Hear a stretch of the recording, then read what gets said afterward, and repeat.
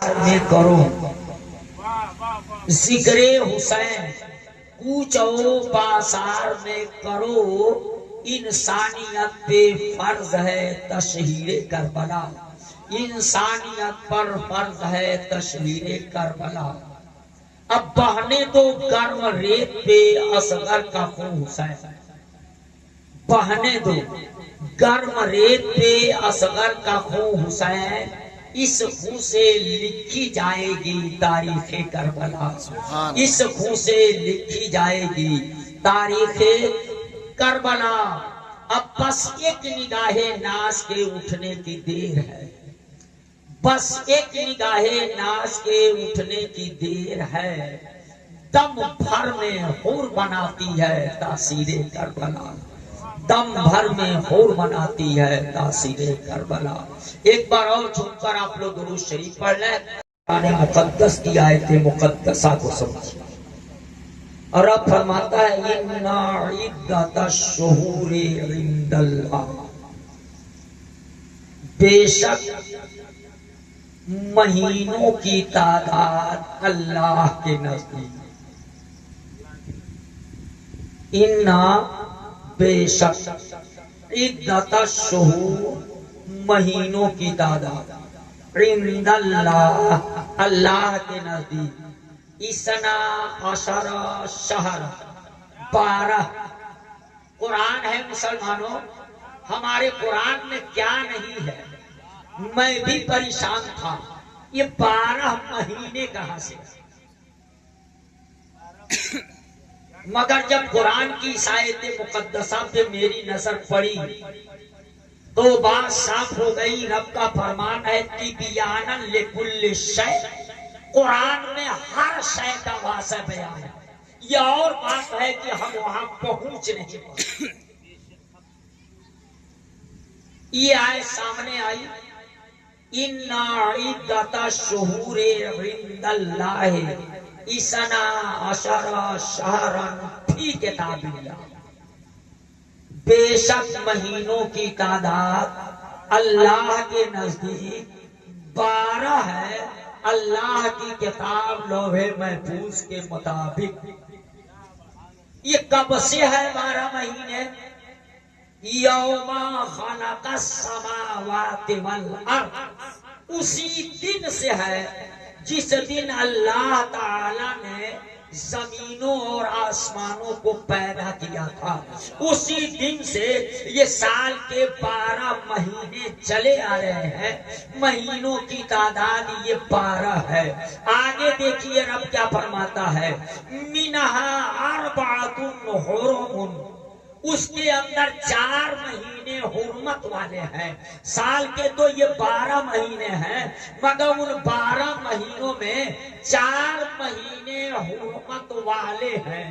जरा आप अंदाजा लगाइएगा, सोचिएगा वो 4 महीने हुर्मत वाले हैं वो कौन कौन। मिनहा अर्बातुन हुरुमुन ज़ालिका दीनुल क़य्यिम, उन 12 महीनों में 4 महीने हुर्मत वाले हैं।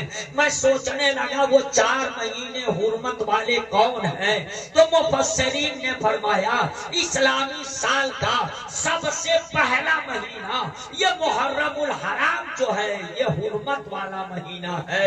इस्लामी साल का वो महीना जिसको रजबुल मुरज्जब के नाम से आप जानते हैं, वो महीना ये इस्लामी साल का हुर्मत वाला महीना है। और इस्लामी साल के आखिर के 2 महीने ज़िलक़ादा और ज़िलहिज्जा, ये 2 महीने हुर्मत वाले महीने हैं। अब पता चला 3 महीने लगातार हुर्मत वाले हुए। 3 महीने कौन कौन? ज़िलक़ादा, ज़िलहिज्जा, मुहर्रम। हज़रात ज़िलक़ादा ज़िलहिज्जा पहले गुजर चुके हैं, ये पीछे हैं, यानी ये दूसरे साल में थे मगर बिल्कुल आपस में लगे हुए हैं। ज़िलक़ादा ज़िलहिज्जा, उसके बाद जैसे ही ज़िलहिज्जा खत्म हुआ तुरंत मुहर्रम शुरू हुआ।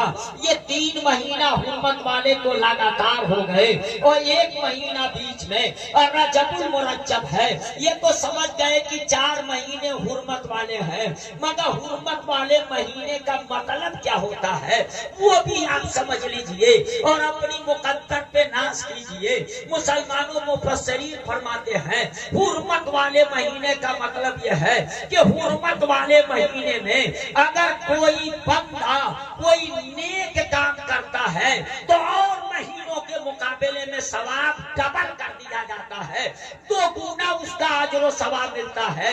आप यही जिक्र की महफिल रचाए हो, हुर्मत वाले महीने के अलावा किसी दूसरे महीने में करके यही काम तुम जितना सवाब पाते उसके ठीक 2 गुना सवाब हुर्मत वाले महीने में ये नेक काम करके आदमी पाता है।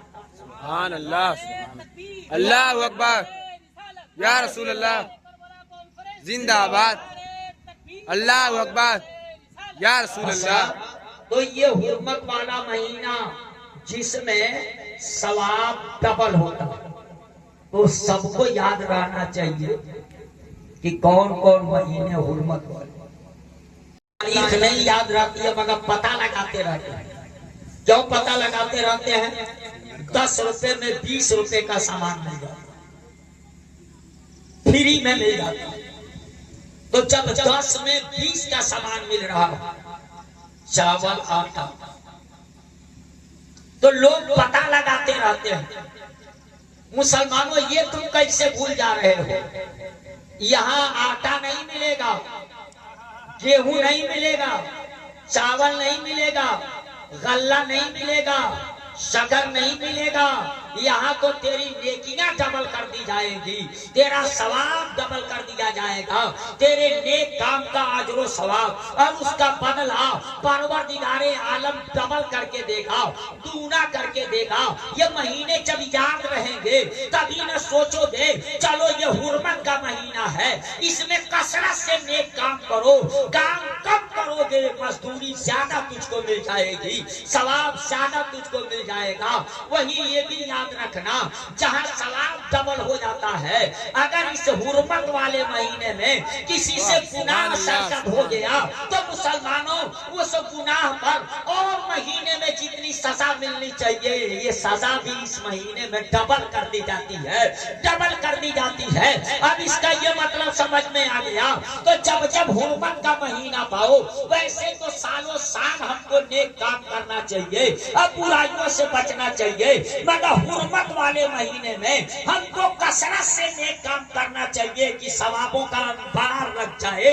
और हमको बड़ी ताकीद रखनी चाहिए हमसे कोई गुनाह न होने पाए, ताकि गुनाहों का ढेर बेशक, सुभान अल्लाह, गुनाहों से बचने की कोशिश करनी चाहिए, नेक काम करना चाहिए। आप लोग बड़ा नेक काम करना, इसको छोटी इबादत न समझिए, ये जिक्र की महफिल रचाना और हुसैन की मोहब्बत में बेशक अपनी माली कुर्बानी को देना, अपने वक्त की कुर्बानी को देना, अपनी नींद को कुर्बान करना, अपने आराम को कुर्बान करना, जेब से 10 रुपया निकाल के दे देना आसान, मगर बिस्तर का आराम छोड़ करके बैठना ये नहीं आसान।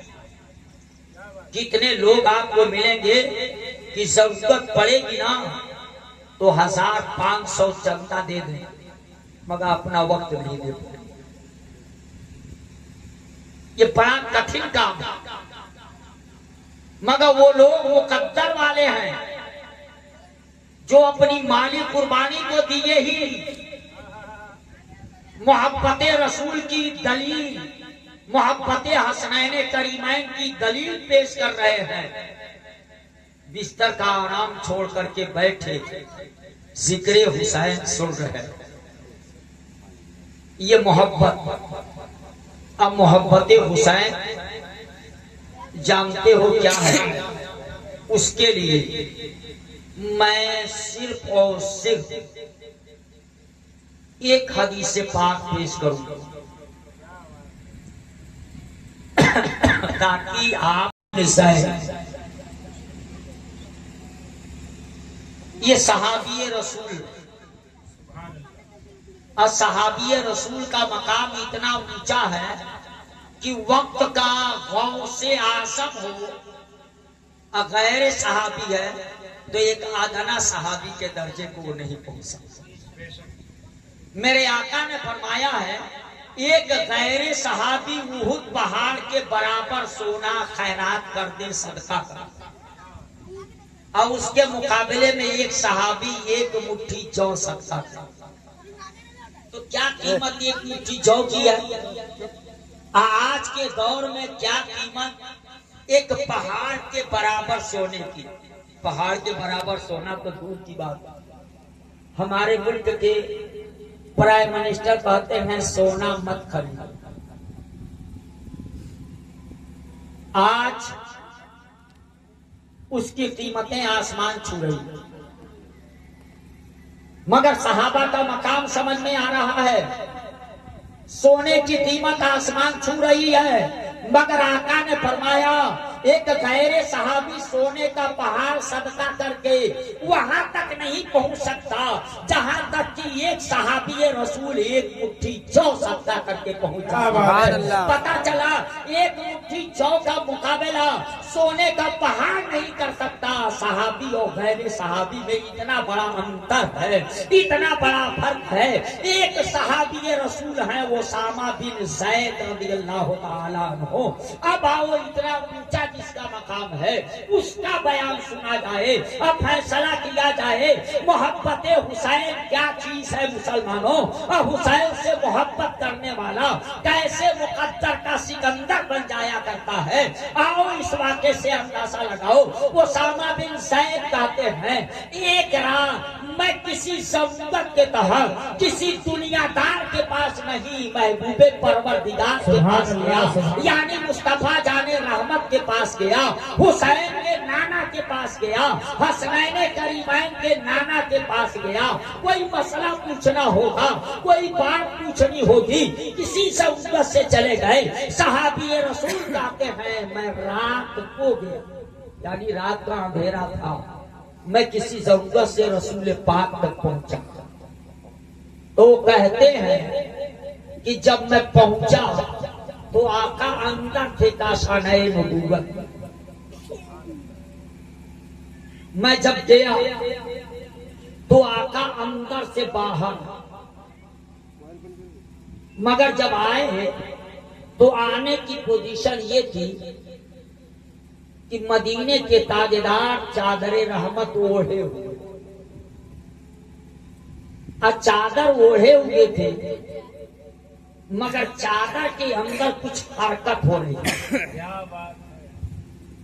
चादर का हाव भाव बता रहा था कि इस चादर के अंदर कोई चीज है, मगर वो मैं नहीं समझ पा रहा था कि वो कौन सी चीज। कभी कभार उस चादर में हरकत हो रही थी, चढ़ाव उतराव बता रहा था कि आका इस चादर के अंदर कुछ छुपा के रखे। मैं तो अपनी जरूरत से गया था,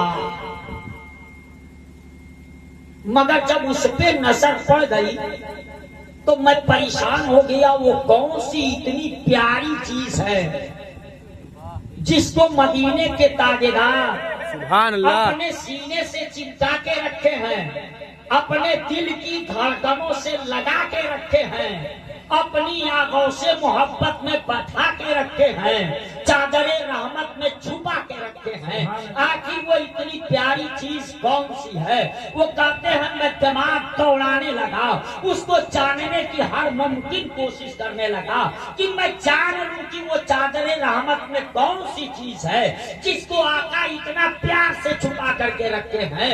कहते हैं मैं अपनी जरूरत पूरी कर लिया, मगर मंजिल तक न पहुंच सका, उसका पता न लगा सका कि वो चादरे रहमत के अंदर कौन सी शय है जिसको आका इतना प्यार से अपने सीने से चिपका के रखे हैं, अपने दिल की धड़कनों से करीब करके रखे हैं, अपनी आंखों से रहमत में बैठा के रखे हैं, चादरे रहमत में छुपा के रखे हैं। मैं नहीं पहुंच पाया वहां तक। आखिर में मजबूर होकर के मैंने अर्ज किया, या रसूल अल्लाह फदाका अबी व उम्मी, ऐ मेरे आका, मेरे माँ बाप आप पर कुर्बान हो। माँ से ही ये चादरे रहमत में कौन सी शय है, क्या छुपा करके आपने रखा है? वो सामा बिन सैद कहते हैं, इतना मेरा अर्ज करना था।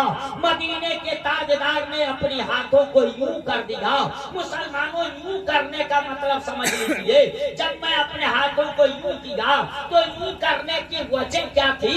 दाहिना हाथ जब दाहिने किया तो रुमाल का हिस्सा मेरे इस हाथ के साथ हट करके दाहिने चला गया, और बायां जब बाएं कर रहा हूँ तो रुमाल का ये हिस्सा बाएं हाथ के साथ बाएं हट जा रहा है। वो बताना चाहते हैं, आका ने अपने दोनों हाथों को यूं किया, दाहिना दाहिने तरफ कर दिया, बायां हाथ बाएं तरफ किया, तो चादर का एक हिस्सा दाहिने हट गया, चादर का दूसरा हिस्सा बाएं हट गया, और सामने बिल्कुल खुला दिखाई देने लगा।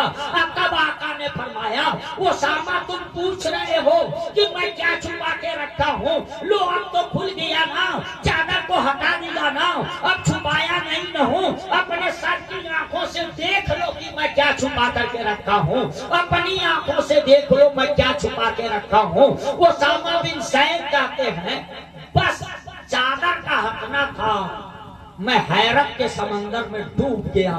वो क्या डूब गया? देख रहा हूँ कि नूर की गोद है, मुस्तफा नूरे खुदा है, तो वो नूर की गोद है, और नूर की गोद में दो पैकर हैं, नूर की गोद में दो टुकड़े हैं, एक तरफ हसन है, दूसरी तरफ हुसैन है। पर रौना का मौलवी हसन और हुसैन को नूर का पैकर नहीं कहता। मसलक आला हजरत के नारा लगाने वालों, आओ में तसव्वुर में बरेली चलते हैं, तो बरेली के ताजेदार भी यही कहते हैं, या रसूल अल्लाह तेरी नस्ल पाक में है बच्चा बच्चा नूर का, तेरी नस्ल पाक में है बच्चा बच्चा नूर का, और तू है आईने नूर, तेरा सब घराना नूर का, तू है आईने नूर, तेरा सब घराना नूर का। अल्लाहू अकबर, या रसूल अल्लाह जिंदाबाद। वसल्लम की गोद में ये नूर के दो पैर। उसामा बिन ज़ैद कहते हैं, वो नूरानी मंजर तो मैं पूरी जिंदगी कभी नहीं भूलूंगा। वो नूरानी मंजर अपनी जिंदगी में कभी नहीं भूलूंगा। नूर की गोद में ये नूर के दो पैकर हसन हुसैन, और दोनों को आका अपने सीने से चिमटाया, दिल की धड़कनों से लगाए। उसामा बिन ज़ैद कहते हैं, मैं तो यही देख के अभी हैरत में था। इतने में देख रहा हूं कि रसूल पाक के होंठ अब हिलने शुरू हुए, जुबाने वही तर्जमानिया को जुम्बिश हुई, और ये आबदार कलमे जाहिर हुए। उसामा देख लिए ना कि क्या छुपा के रखा हूं, अब कान खोल करके सुन। आका कहते हैं, अब तो देख लिए, अब कान खोल करके सुन लो। तो आका ने फरमाया, हाँ जाने ई बनाया, ऐ उसामा ये दोनों के दोनों मेरे बेटे हैं, बेटे। सुभान अल्लाह। हाँ जाने ई बनाया, ये दोनों के दोनों मेरे बेटे हैं। वही बना ई बनाती, और यही दोनों मेरी बेटी फातिमा के बेटे हैं, यानी मेरे नाम। दिमाग हाजिर रखिएगा, मैं लच्छेदार लचकदार घनघरा 16 बार खिताब नहीं कर, वही घिसी पीटी बात जो आप सुने, बस संजीदगी से उसको दिलो दिमाग में उतारने की कोशिश कर। ये वाकई आप लोग बार फंस। अब यहाँ सवाल पैदा होता, मेरे आका ने हसन और हुसैन पहले नंबर पे अपना बेटा हाजाने ई बनाए, ये दोनों के दोनों मेरे बेटे, वही बना ई बनाती, यही दोनों मेरी बेटी फातिमा के बेटे। आप इंसान, आप में बहुत सारे लोग ऐसे होंगे जो नाना हो, होंगे ना, नाना बन चुके हों। यानी उनकी बेटी की शादी के बाद बेटी माँ बनी होगी, चाहे बेटे की माँ बनी हो चाहे बेटी की माँ बनी हो, नाना बन गए हों। मगर क्या जो नाना बन गए हैं वो अपनी बेटी के बेटे को बेटा कहते हैं? नहीं, कोई नहीं कहता। मैं सोचने लगा मदीने के ताजदार ने बेटी के बेटे को बेटा कैसे कहा? अब बेटा पहले कहा, नवासा बाद में। बेटा पहले कहा, नवासा बाद में कहा। शायद इस वाक़े को बार बार सुने होंगे मगर ये सवाल नहीं पैदा किए होंगे। वाक़या 12 सुने होंगे, बस मैं कोई नई बात नहीं लाता। रिसर्च करने वाले, तहकीक करने वाले कोई नई चीज नहीं वजूद में लाते। वो चीज ऑलरेडी पहले से है, उसको ढूंढ करके निकाल लेते हैं, उसका पता लगा लेते हैं। जैसे आपने भाप के अंदर ताकत है तो किसी ने भाप के अंदर ताकत पैदा नहीं किया। मुसलमानों, जो घर में बड़ा बेवकूफ समझा जा रहा था, जिसने रिसर्च किया, आपको पता होगा कि गालिबन वो जेम्स वाट था, उसने रिसर्च किया। घर में बड़ा बेवकूफ समझा जाता था। चूल्हे पे खाना बन रहा था और जब चूल्हे पे खाना बन रहा था और जो खाना बनाने वाली थी वो थोड़ी देर के लिए कहीं हट गई थी तो बार बार उस डेंगची का, केतली का जो ढक्कन था वो बार बार उठता था और गिरता था, खनखनाहट की आवाज आती थी। वो घर में जो बेवकूफ समझा जाता था, सोचा चूल्हे के पास कोई बैठा नहीं है, फिर इसके अंदर ये आवाज कहाँ से आ रही है, ये खनखना कैसे रहा है। चूल्हे के पास जाकर के बैठा और जब गौर से देखने लगा तो उसने देखा इसी का ढक्कन है। कभी ऊपर उठता है फिर नीचे गिरता है और ऊपर उठ के जब नीचे गिरता है तो टकराने की वजह से ये खनखनाहट की आवाज आती है। वो सोचा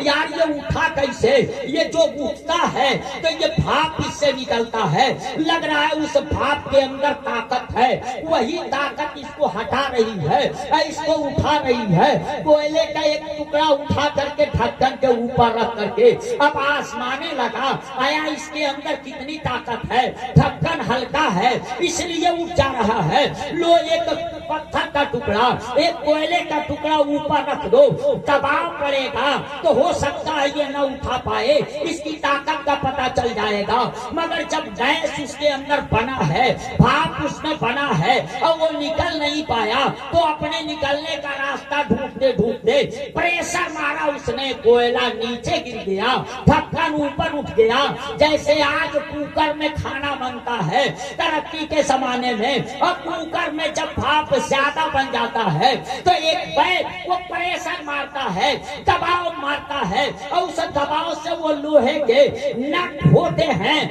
जो बसनी होते हैं मगर वह भी उठ जाते हैं और वहां का सुराख खुल जाता है और उसी से वो भाप निकलने लगता है। जब भाप निकल जाता है तो फिर वो ऊपर वाले नीचे गिर जाते हैं। तो क्या भाप में ताकत किसी ने पैदा किया? किसी ने पैदा नहीं किया, बस पता लगा लिया कि भाप में ताकत है, तभी उसने उठाया। इसी रिसर्च की बुनियाद पर आपके मुल्क में सबसे पहला भाप की ताकत से चलने वाला इंजन तैयार किया गया जो भाप की ताकत से चलता था। तो मैं एक जुमला बोला था, उसके लिए इतनी बात बढ़ गई कि रिसर्च का मतलब कोई चीज पैदा कर देना नहीं, अल्लाह ने वो पैदा कर दिया है, उसको ढूंढ करके पता लगा के निकाल लेना, ये रिसर्च और तहकीक का मतलब होता है। वो चीज ऑलरेडी खुदा ने पहले से पैदा कर रखी है मगर लोग अभी वहां तक पहुंच नहीं पाए, मगर वो चीज ऑलरेडी जमीन में खींचने की ताकत है, चुंबकीय शक्ति है। इसका भी रिसर्च करने वाला कैसे रिसर्च किया? गालिबन सेब के पेड़ के नीचे बैठा, सेब के पेड़ के नीचे बैठा, और सेब नहीं, वो आम के पेड़ के नीचे बैठा। ऊपर से एक फल टूटा, सर से आकर के उसकी खोपड़ी पर गिरा, इसको चोट लगी। ये सोचने लगा यार डाली से ये फल टूटने के बाद सीधा क्यों गिरा। उसके बाद एक ढेला ऊपर फेंक करके देखा, तो जब तक हाथ की ताकत ढेले के साथ थी तब तक ढेला ऊपर जा, और जहां हाथ की ताकत जवाब थी, ढेला ऑटोमेटिक तौर से नीचे आ गया। उसने फैसला कर लिया कि इस जमीन के अंदर खींचने की ताकत है, चुंबकीय शक्ति है जो अपनी तरफ खींच लेती है, इसलिए फल टूटने के बाद ऊपर नहीं जाता, नीचे आता है। क्यों नीचे आता है? इसलिए कि जमीन में जो खींचने की ताकत है वो अपनी तरफ। तो ये ताकत किसी ने पैदा नहीं किया, सिर्फ पता लगा लिया।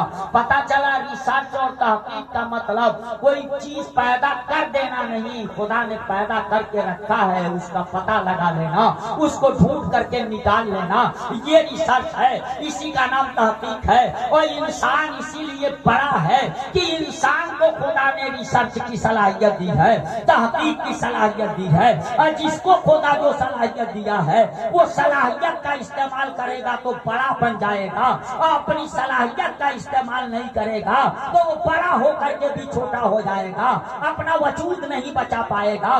जैसे परिंदों को खुदा ने पर दिया है उड़ने के लिए, अगर वो परिंदे अपनी पर का इस्तेमाल न करें, अपनी रोजी के लिए, दाना के लिए खुदा की दी हुई उस सलाहियत का इस्तेमाल न करें, तो वो परिंदे अपना वजूद न बचा पाए, वो एक जगह बैठे बैठे मर जाए।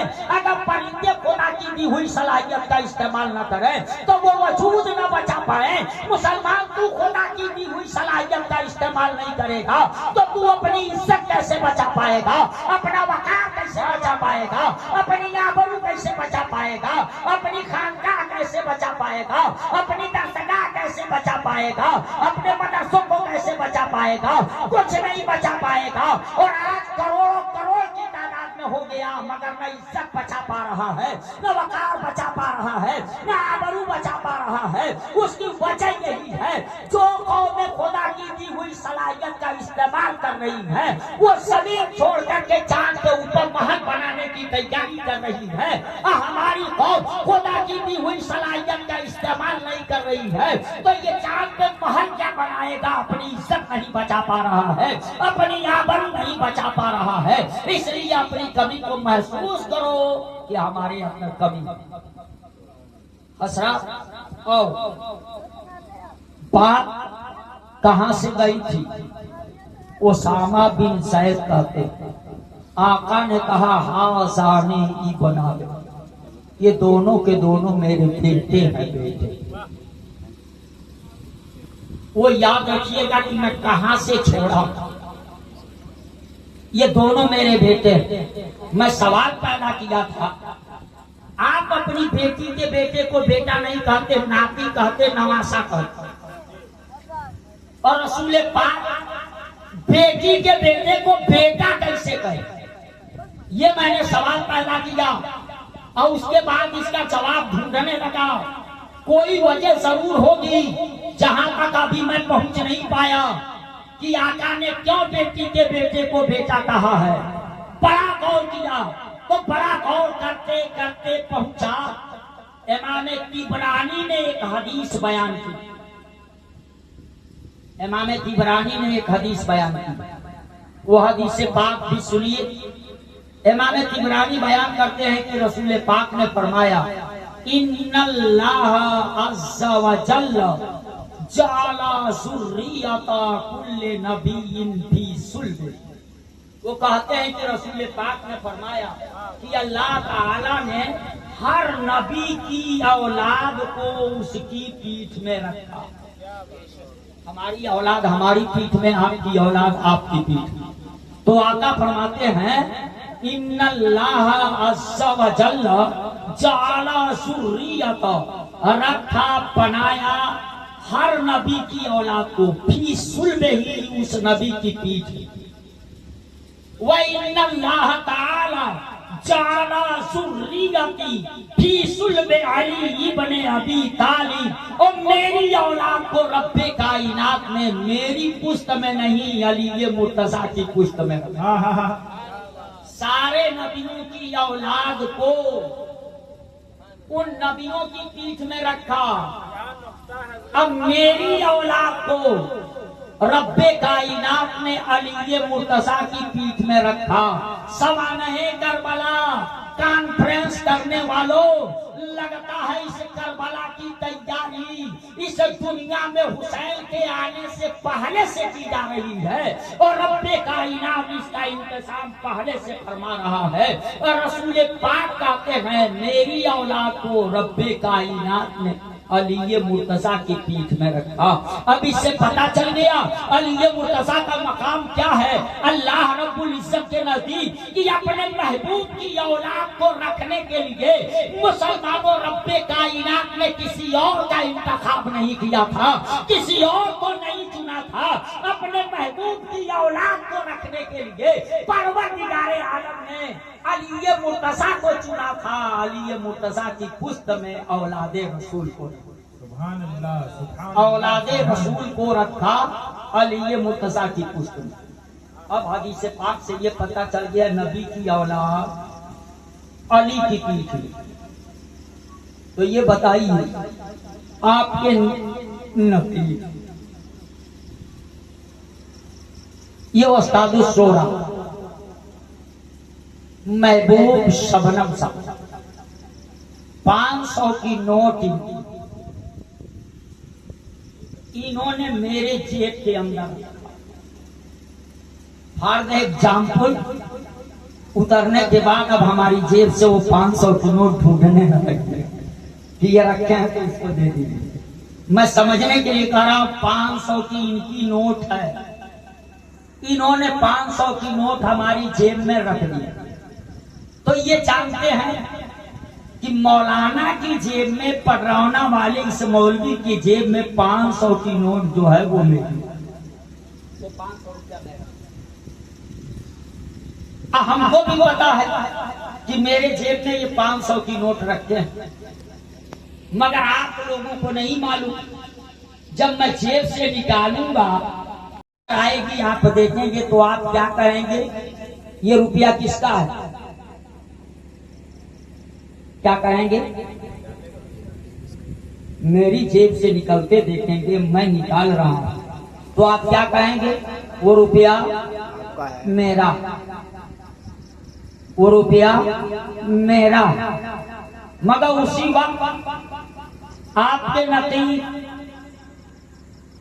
महबूब शबनम साहब कहें वो रुपया मेरा, तो क्या इनका कहना गलत होगा? तो क्या आपका कहना गलत है? बहुत अच्छी तफसील है। आपका कहना गलत है, आप धोखे में पड़ गए। इनको जानकारी है मैंने ही रखा है, वो रुपया मेरा है।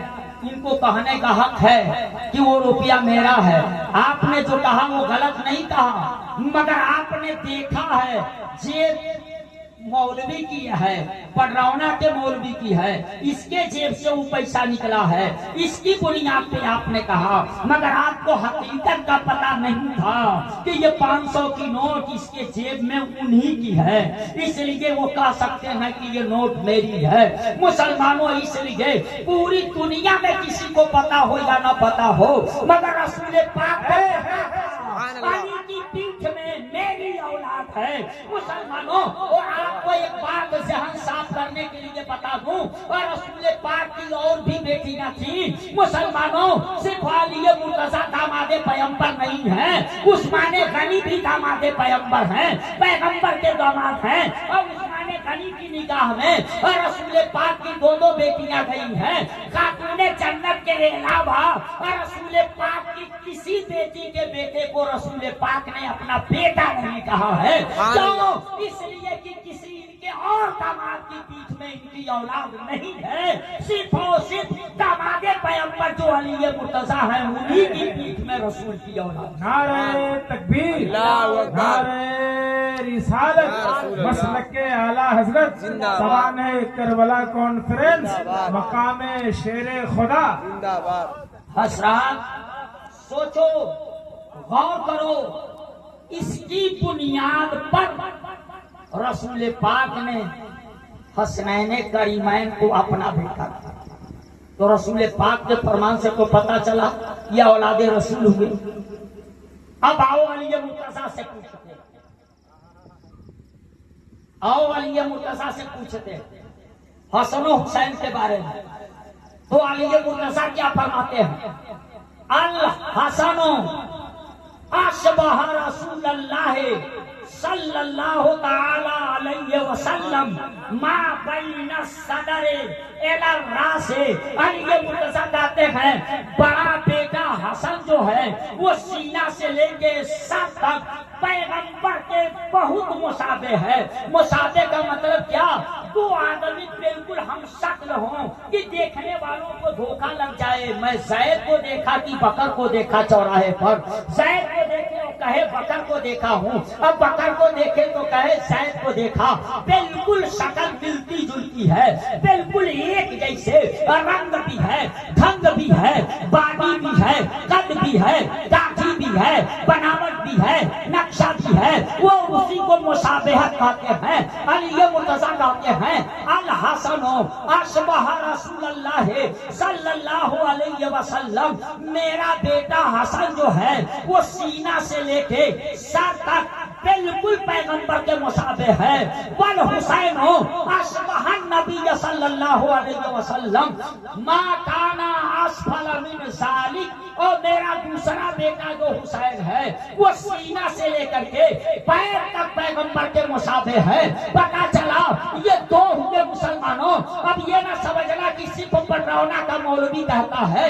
आओ आलम तसव्वुर में उस बरेली चलते हैं जिस बरेली के ताजदार ने हमको कौंसुल ईमान देने का काम किया था और हमारे ईमान की हिफाजत की, जिसकी बुनियाद पे आज मसलक आला हजरत का नारा लगता है। वो बरेली के ताजदार कहते हैं एक सीना तक मुसाबे, एक वहां से पांव तक, एक सीना तक मुसाबे, एक वहां से पांव तक। हुस्ने सिबतैन उनके जामों में है नीमा नूर का, हुस्ने सिबतैन उनकी जामों में है नीमा नूर का। साफ शक्ले पाक है दोनों के मिलने से आया, साफ शक्ले पाक है दोनों के मिलने से आया। खत्ते तौवन में लिखा है यह दो वर का नूर का, खत्ते तौवन में लिखा है यह दो वर का नूर का। अगर ये गाढ़ा हो रहा हो तो और आसान करके दूसरी जगह और पहुंचाता हूँ। मादूम न था साये शाहे सकलैन, मादूम न था साये शाहे सकलैन, और उस नूर की जलवा गात हुई जाते हसनैन। तमसील ने उस साया के दो हिस्से किए, तमसील ने उस साया के दो हिस्से किए। आधे से हसन बने और आधे से हुसैन, आधे से हसन बने और आधे से हुसैन। रब्बे कायनात ने और रसूल पाक की औलाद को अली मुर्तजा की पीठ में रखा। ये फरमाने रसूल से पता चला। अब फरमाने अली से क्या पता चला? इन दोनों में से एक सीना से लेके सर तक पैगंबर के मुसाबे, और दूसरा। तो जब सहाबा बेचैन होते थे आका की जियारत के लिए, तड़पने लगते थे, तो दोनों भाइयों को इकट्ठा खड़ा कर देते थे। और जब दोनों भाई इकट्ठा खड़ा होते थे, जब अलग अलग होते थे, तब आधा आधा हो जाते थे, हाफ हाफ हो जाते थे, 1/2 हो जाते थे। क्योंकि एक सीना से लेके सर तक सिर्फ मुसाबे था, नीचे नहीं, और दूसरा सीना से लेके पांव तक मुसाबे। मगर जब दोनों इकट्ठा खड़ा होते थे तो बिल्कुल पैगंबर की तस्वीर नजर आते थे, पैगंबर की चलती फिरती तस्वीर नजर आते थे। जरा आप अंदाजा लगाओ और सोचते चले जाओ। तो मैं सोच में पड़ गया रब्बे कायनात तो इन्नल्लाह अला कुल्ले शैइन कदीर है, अपनी शायाने शान के मुताबिक हर मुमकिन शय पे कादिर है। तो तू इस पर भी कुदरत रखता है कि दोनों को अलग अलग न करके एक ही भाई को पैर के नाखून से लेके सर के बाल तक पैगंबर के मुसाबे बना। टुकड़ा करने की क्या जरूरत है? 2 टुकड़ा करने की क्या जरूरत थी? कहा फेलुल हकीम ला यक़लु अनिल हिकमा इन्नी आलमु माला तालमु। जवाब मिलेगा मेरे बंदे, जो मैं जानता हूँ वो तू नहीं जानता, जो मैं जानता हूँ वो तू नहीं जानता। मेरा महबूब इमामुल अंबिया अकमो बेश 1,24,000 अंबिया जो है ना, near about 1,24,000 prophets come to earth, but they were for a certain trip, for a certain area, for a certain time, but at the last the creator of the whole universe, जितने नबी आए सारे नबी अलग अलग कमाल लेके आए। कोई आदमियत लेकर के आया था, कोई शुजाअत लेकर के आया था, कोई हिकमत लेकर के आया था, कोई सल्तनत लेकर के आया था, कोई जमाल लेके आया था, कोई जलाल लेके आया था, कोई कुल्लम लेकर के आया था, कोई ज़ब्हो इशार का जज्बा लेकर के आया था, कोई सब्र लेकर के आया था, कोई मसीहाई लेके आया था। इसीलिए किसी के लिए कहा जाता है आदम सफीउल्लाह, नूह नजीउल्लाह, हजरत नूह अलैहिस्सलाम नजीउल्लाह कहे जाते, आदम अलैहिस्सलाम सफीउल्लाह कहे जाते। इसी तरह से मेरे आका सारी खूबियों के जामे बन करके आए। तो एक पैगंबर को देखो, उसी पैगंबर के अंदर आदम की आदमियत भी नजर आ रही है, उसी के अंदर नूह की शुजाअत भी नजर आ रही है, उसी पैगंबर के अंदर लूत की हिकमत भी पाई जा रही है, उसी पैगंबर के अंदर दाऊद की खिलाफत भी पाई जा रही है, उसी पैगंबर के अंदर अय्यूब का सब्र भी पाया जा रहा है, उसी पैगंबर के अंदर हजरत यूसुफ का हुस्न भी पाया जा रहा है, उसी पैगंबर के अंदर हजरत मूसा का जलाल भी पाया जा रहा है, उसी पैगंबर के अंदर हजरत यूसुफ का जमाल भी पाया जा रहा है, उसी पैगंबर के अंदर हजरत इब्राहिम की खुल्लत भी पाई जा रही है, उसी पैगंबर के अंदर हजरत इस्माइल का जज्बा ईसा भी पाया जा रहा है, उसी पैगंबर के अंदर हजरत ईसा की मसीहाई भी पाई जा रही है। सारी खूबियां जो अलग अलग लिए थे, तन्हा मुस्तफा की जात के अंदर वो खूबियां थी जिसकी बुनियाद पे शायर कहता है उसने यूसुफ दमे ईसा यदे वैसादारी, उसने यूसुफ दमे ईसा यदे वैसादारी, आजे खूबा हमादा रंग तू तन्हादारी। या रसूल अल्लाह, आदम से लेके ईसा तक सारे नबी जो जो कमाल रखते हैं वो सारा कमाल आप तन्हा। सुभान अल्लाह, सुभान अल्लाह, सुभान ना जवाब मिलेगा रब की तरफ से इन्नी आलमो माला तालमो, जो मैं जानता हूँ वो तू नहीं जानता। फेलुल हकीम ला यक़लु अनिल हिकमा, हकीम का कोई फेल हिकमत से खाली नहीं होता। मेरे पैगंबर के अंदर सारे कमालात, और जब ये तुम कहो कि सारा कमाल जो नबियों को मिला था सब इकट्ठा करके नबी को मिल गया, तो कोई सवाल करेगा क्या शहादत कोई कमाल नहीं है? सवाल करेगा क्या शहादत कोई कमाल नहीं है? अगर यह भी कमाल है तो किसी नबी के सर पे आरा चढ़ा, किसी को जाहिरी शहादत मिली, किसी को बातिनी शहादत मिली, तो ये कमाल कहा मुस्तफा को? वो तो किसी मैदान में नहीं शहीद हुई, तो ये कमाल तो मुस्तफा को नहीं हासिल। किस मुंह से कह रहे हो कि आदम से लेकर ईसा तक सारे नबियों को जो अलग अलग कमाल मिला था वो सारा कमाल अकेले मुस्तफा की जात के अंदर है? ये वाला कमाल तो नहीं दिखाई दे रहा है मुस्तफा की जात में, क्योंकि किसी मैदान में वो शहीद नहीं हुए और हो भी नहीं सकते थे, कोई कर भी नहीं सकता था। इसलिए नहीं कर सकता था कि बडरौना का मौलवी नहीं, कुरान में रब का फरमान है वल्लाहु यासिमुका मिनन नास, ऐ मेरे महबूब अल्लाह आपको लोगों से बचाएगा, और जब अल्लाह बचाएगा तो दुनिया की कोई ताकत मार कैसे सकती है? फानूस बन के जिसकी हिफाजत हवा करे, फानूस बन के जिसकी हिफाजत हवा करे, वो शम्मा क्या पूछे जिसे रोशन खुदा करे, वो शम्मा क्या पूछे जिसे रोशन खुदा करे। नारे तकबीर, नारे रिसालत, मसलके आला हजरत, जिक्र शुहदाए करबला, नारे तकबीर, मैं आपसे कहा हूं किसी पे एक हदीस पाक में समझाऊंगा और मैं आपसे रुखसत हो जाऊंगा। वो ओसामा बिन जैद देखे, वहीं से शुरू किया, उसके बाद जब देख लिए तो आका ने फरमाया हाँ साने ही बनाया, ये दोनों के दोनों मेरे बेटे हैं बेटे।